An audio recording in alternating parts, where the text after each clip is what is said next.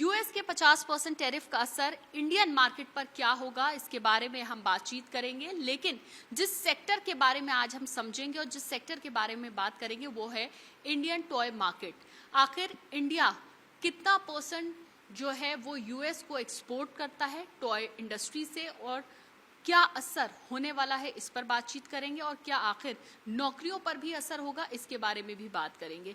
इस वक्त हमारे साथ बातचीत करने के लिए मौजूद हैं अश्विनी कुमार जी, जो कि सीईओ हैं और को फाउंडर हैं स्मार्टिविटी के। उनसे सीधे बातचीत करते हैं। अश्विनी जी, सबसे पहले तो ये बताइए, बहुत कूल से मैं देख रही हूँ यहाँ पर चीज़ें हैं, ये एक हैंड है और इसके अलावा बहुत सारे यहाँ पे चीज़ें हैं जो स्मार्टिविटी यानी कि आपकी कंपनी बनाती है।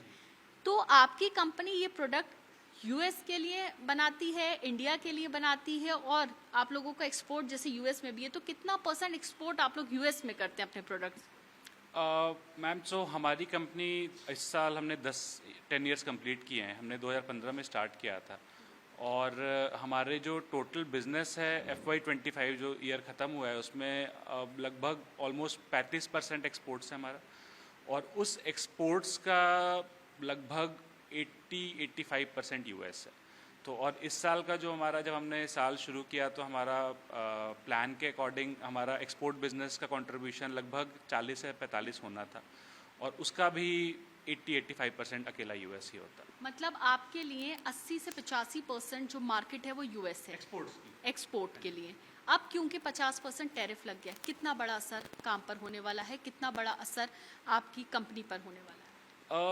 अभी ये 50% वाला नंबर तो हमें 2-3 हफ्ते पहले ही पता चला है कि ऐसे कुछ हो रहा है, और इस साल के लिए तो हमने काफ़ी सामान ऑलरेडी भेज रखा था, कुछ रास्ते में था, कुछ जाना है अभी यूएस के लिए।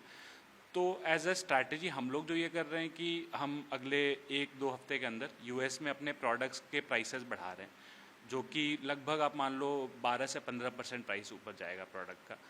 अब हमें अक्टूबर, नवंबर, दिसंबर जब यूएस में टॉयज़ की ज़्यादा सेल्स होती है तब पता चलेगा कस्टमर कैसे रिएक्ट करता है इसको।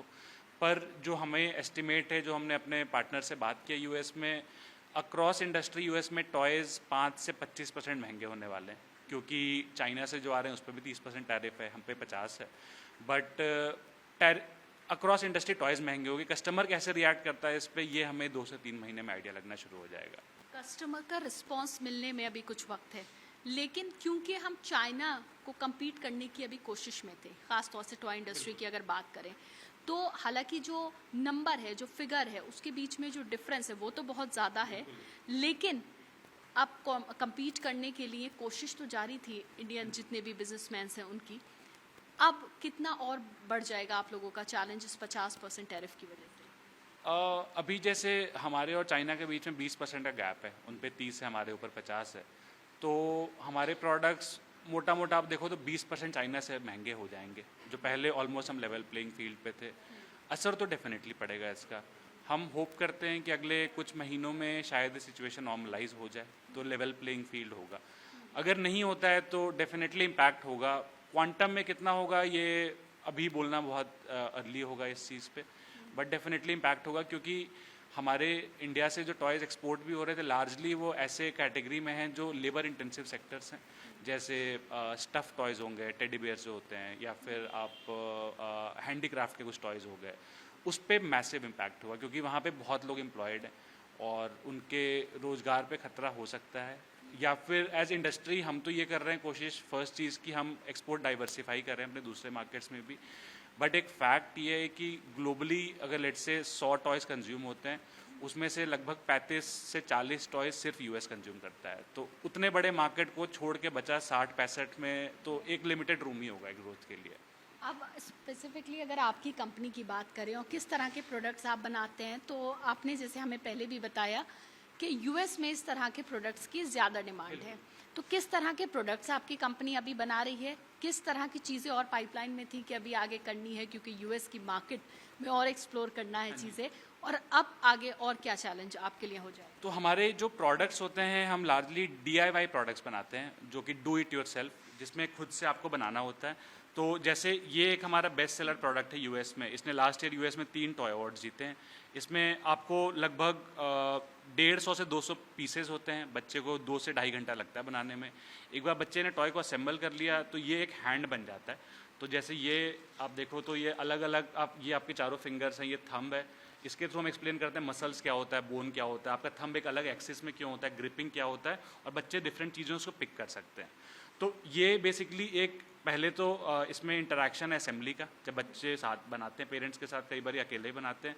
फिर ये गेम प्ले इसमें अनलिमिटेड है।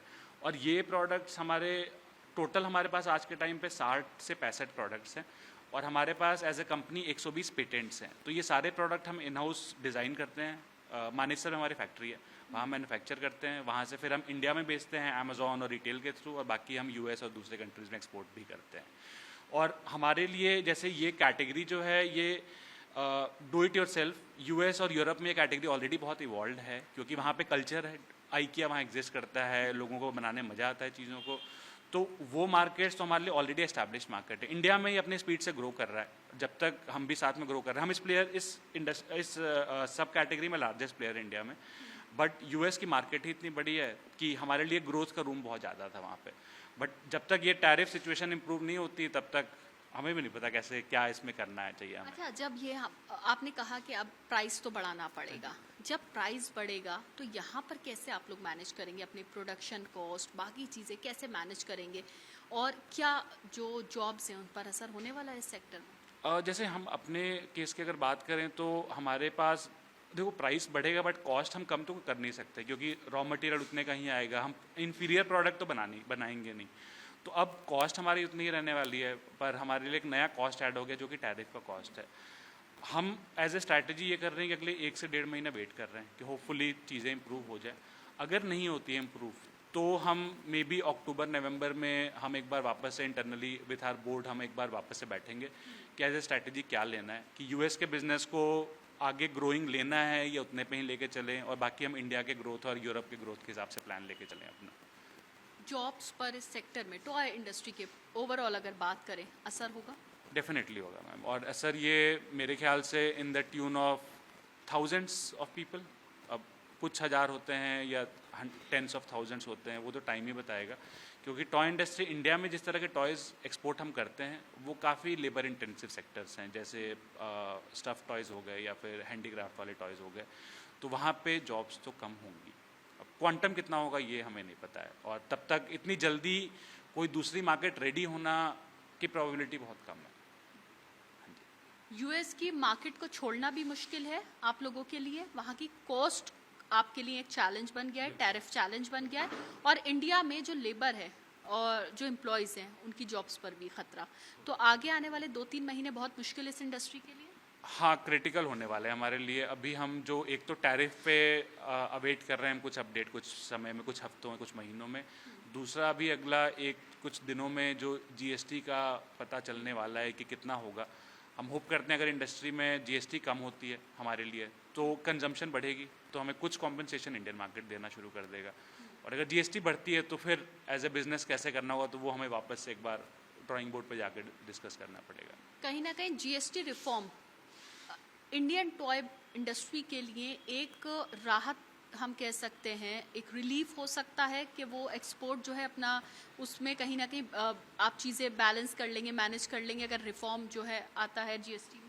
हाँ, रिफॉर्म आता है, और अगर जैसे हमारे ये नॉन बैटरी ऑपरेटेड टॉयज़ हैं ये अभी सारे 12% स्लैब में आते हैं। अगर ये 5 में आया तो डेफिनेटली 7% का बेनिफिट होगा, तो हम उसमें डिस्काउंट्स कस्टमर को पास कर सकते हैं। कुछ हम डिस्काउंट्स अपने यूएस के कॉस्ट जो एक्स्ट्रा है उसको सेट ऑफ करने के लिए कोशिश करेंगे। और पैरेलली जैसे हम अभी 27 कंट्रीज़ में एक्सपोर्ट्स करते हैं, बट बाई फार यूएस सबसे बड़ा है क्योंकि कंजम्पशन ही वहाँ सबसे ज़्यादा है, तो वो तो एक फैक्ट है, उसको हम चेंज नहीं कर पाएंगे, और कंजम्पशन बाकी जगह अपनी स्पीड से इंप्रूव होगा। और इंडिया में जो अच्छी चीज़ हुई है पिछले 4 सालों में, वो BIS जब से इंक्लूड हुआ है टॉयज़ में, तो सेक्टर ऑर्गेनाइज हो गया बहुत ज़्यादा। तो उससे हम जैसे इंडियन मैन्युफैक्चरर्स, ऑर्गेनाइज प्लेयर्स के लिए फ़ायदा है, क्योंकि अब ब्लैक मार्केटिंग या नॉन सेफ टॉयज़ इंडिया में बहुत कम हो गए, नॉन एग्जिस्टेंट की तरह हो गए। तो होपफुली ये चीज़ें इंप्रूव होती जाएँ गोइंग फॉरवर्ड। अगर एक स्टैटिस्टिक्स समझा जाए तो कितना हम एक्सपोर्ट करते हैं यूएस को, टॉयज़ इंडस्ट्री की अगर बात करें? मैम, जो डेटा टॉय एसोसिएशन का है उसके हिसाब से टोटल हमारा एक्सपोर्ट्स इंडिया से टॉयज़ का ऑलमोस्ट लास्ट ईयर का $400 मिलियन के आसपास है, जो मोटा मोटा 3-3.5 हज़ार करोड़ के आसपास होता है।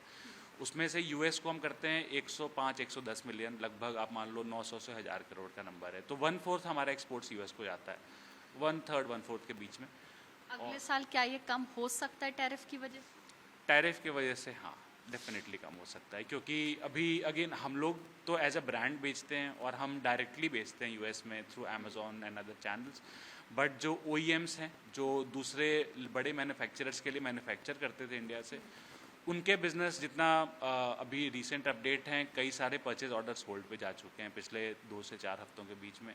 और उन्हें बायर्स ने बोला है कि आप जब तक टैरिफ सिचुएशन इंप्रूव नहीं होती तब तक हम आपको कुछ अपडेट नहीं दे सकते हैं। तो उनके लिए ज़्यादा मुश्किल हो गया है, क्योंकि उन्होंने ऑलरेडी रॉ मटेरियल खरीद लिया है, चीज़ें बना ली हैं, सामान रेडी है डिस्पैच होने के लिए, पर अब वो कुछ कर नहीं सकते जब तक। कई ब्रांड्स, कई बिजनेस सफ़र करना शुरू कर चुके हैं अभी से। डेफिनेटली कर चुके हैं शुरू करना।